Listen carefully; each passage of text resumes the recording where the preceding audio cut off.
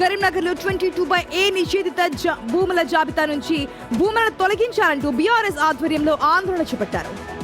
Karimnagar collectorate ముందు MLA Gangula Kamalakar బాధితులతో కలిసి నిరసనకు దిగారు. రేకుర్తి, విద్యానగర్, కొత్తపల్లి, ఆరేపల్లి ప్రాంతాల్లో భూములన్నీ ప్రైవేటు భూములే అంటున్నారు. 650 ఎకరాల భూములను 22/A జాబితాలో చేర్చడంతో 10,000 కుటుంబాలు ఇబ్బందులు పడుతున్నాయని గంగుల ఆరోపించారు. 22/A జాబితా నుంచి భూములను 10 రోజుల్లోగా తొలగించాలి అని సీఎంను డిమాండ్ చేశారు. 10 రోజుల్లో సమస్య పరిష్కారం కాకపోతే కరీంనగర్ నుంచి సెక్రటేరియట్ వరకు పాదయాత్ర చేపడతామని హెచ్చరించారు. మరింత సమాచారం మా ప్రతినిధి శ్రీనివాస్ అది ఇక్కడ కరీంనగర్ లో 1908 నుంచి 2023 సంవత్సరాల వరకు కూడా ఆ భూమి పట్టా భూమి. 1908 నుంచి 2023 వరకు ఈ రేకుర్తి చుట్టుపక్కల గ్రామ పంచాయతీల భూములన్నీ కూడా పట్టా భూములే ఉన్నాయి. ఇక్కడ నిషేధం జరగలేదు. కానీ కాంగ్రెస్ ప్రభుత్వం వచ్చిన రోజు 2023లో ఆ ఒక్క గ్రామం మొత్తం కూడా ఈరోజు 22Aలా పెట్టడం జరిగింది. 650 ఎకరాల భూమిలో సుమారు 10,000 మంది బాధితులను అందరూ కూడా ఈరోజు 22Aలో నిషేధం చేయడం వెంటనే వారం రోజుల లోపల మీరు దీన్ని కరీంనగర్ ఉన్న నిషేధ జాబితాలో ఉన్న అన్నిటి కూడా తొలగించి వారి భూములు వారికి ఇవ్వాలని చెప్పి ప్రధాన డిమాండ్ చేస్తున్నాం.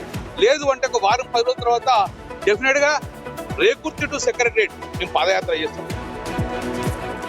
మరింత సమాచారం మా ప్రతినిధి శ్రీనివాస్ అందిస్తారు. శ్రీనివాస్, గంగుల కమలాకర్ అంటున్నారు 10 రోజుల డెడ్ లైన్ విధించాము, ప్రభుత్వం వాటిని తొలగించాలని. ఆల్రెడీ కాంగ్రెస్ టైం లైన్ పెట్టుకుంది, వాటిని 22Aలో నుంచి మెల్లిమెల్లిగా తొలగించే ప్రక్రియ జరుగుతుంది.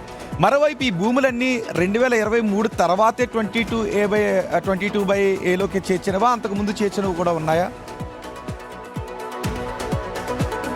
రోహిత్, ఇది గత కలెక్టర్ ఎవరైతే ప్రమేల సత్పతి ఉన్నారో ప్రమేల సత్పతి ఇక్కడ రిజిస్ట్రేషన్ లో అవకతవకలు జరగడం వల్ల ఇక్కడ ఉన్నటువంటి భూములను 22Aలో నిషేధిత జాబితా లోపల పెట్టింది. అప్పంచెల్లి కూడా ఇటు ఈ భూముల లోపల దాదాపుగా ఇటు ఆరేపల్లి, కొత్తపల్లి, అదేవిధంగా మల్కాపూర్, మిగతా ప్రాంతాల లోపల దాదాపుగా 650 ఎకరాల భూమి కూడా మొత్తం నిషేధిత జాబితాలో పెట్టడంతో అప్పంచెల్లి కూడా రిజిస్ట్రేషన్లు మొత్తం కూడా నిలిపివేయబడ్డాయి. అంటే రిజిస్ట్రేషన్ నిలిపివేయడం వల్ల బిడ్డల పెళ్లిళ్ళ కోసము, తమ అవసరాల కోసము భూములు అమ్ముకుందామంటే కూడా చాలా ఇబ్బంది పడుతున్నారు. మొత్తంగా పెద్ద ఎత్తున కూడా 650 ఎకరాలు, 10,000 కుటుంబాలు కూడా ఈ భూముల మీద ఉన్నాయి. అంటే గతంలో కూడా ఇవి ఎక్కడ కూడా రిజిస్ట్రేషన్లు సజావుగా సాగినాయి. ఇవి ఎక్కడ కూడా ప్రభుత్వ భూములకు సంబంధం లేదు. ఇవన్నీ కూడా ప్రైవేటు భూములు. అంటే మొత్తం రిజిస్ట్రేషన్లు అన్ని కూడా సక్రమంగా కొనసాగినటువంటి నేపథ్యంలో గత కలెక్టర్ ఇక్కడ రిజిస్ట్రేషన్ లో పెద్ద ఎత్తున కూడా అవకతవకలు జరిగాయి, డబుల్ రిజిస్ట్రేషన్లు అవుతున్నాయి అనేటువంటి కారణంగా అప్పుడు ఉన్నటువంటి కలెక్టర్ ప్రమేల సత్పతి మొత్తం 22A జాబితా లోపల పెట్టడం వల్ల ఇప్పుడు చాలా మంది కూడా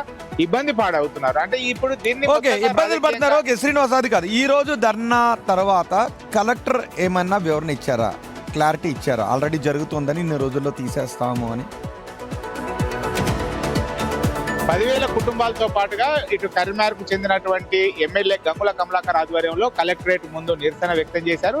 జిల్లా కలెక్టర్ కూడా రిప్రజెంటేషన్ చేసేటువంటి ప్రయత్నం చేశారు. అంటే రిప్రజెంటేషన్ ఇచ్చిన తర్వాత ఇవి అన్నిటిపైన నేను సాల్వ్ చేస్తానని చెప్పి మాట ఇచ్చినా కానీ ప్రభుత్వానికి మాత్రము వారం నుంచి 10 రోజులకు డెడ్ లైన్ విధించారు. 10 రోజుల లోపల ఖచ్చితంగా 22Aలో నిషేధితలో ఉన్నటువంటి భూములను ఖచ్చితంగా ఎత్తివేయాలి, లేదంటే మాత్రం రేగుర్తి నుంచి చలో అసెంబ్లీ వరకు కూడా పాదయాత్ర చేస్తామని చెప్పి గంగుల కమలాకర్ ప్రభుత్వానికి అయితే ఇటు డెడ్ లైన్ విధించినటువంటి పరిస్థితి ఇక్కడ కరీంనగర్లో కనబడుతుంది. ముఖ్యంగా గతంలో ఎక్కడ కూడా ఇవి ప్రభుత్వ భూములు కావు, మొత్తం ప్రైవేట్ భూములే అని చెప్పి మంత్రితో పాటుగా ఇక్కడ ఎవరైతే ఉన్నారో వాళ్ళు చెప్తున్నారు. అంటే ప్రభుత్వ భూములు అయితేనే ఇప్పుడు 22Aలో నిషేధిత జాబితాలో ఎత్తేస్తామని చెప్పి ఇక్కడ మనకు మంత్రులు కానీ ప్రభుత్వం కానీ చెప్తుంది. కానీ ఇక్కడ ప్రైవేట్ భూములకు ఈ 22A జాబితా లోపల ఎందుకు వీటిని నిషేధ జాబితాలో ఎత్తేయాలని చెప్పి శ్రీనివాస్ నిజానికి అదే అడుగుతున్నది. 22/Aలోకి ప్రభుత్వ భూములను ఎందుకు, ప్రైవేట్ భూములను ఎందుకు చేర్చారు అని.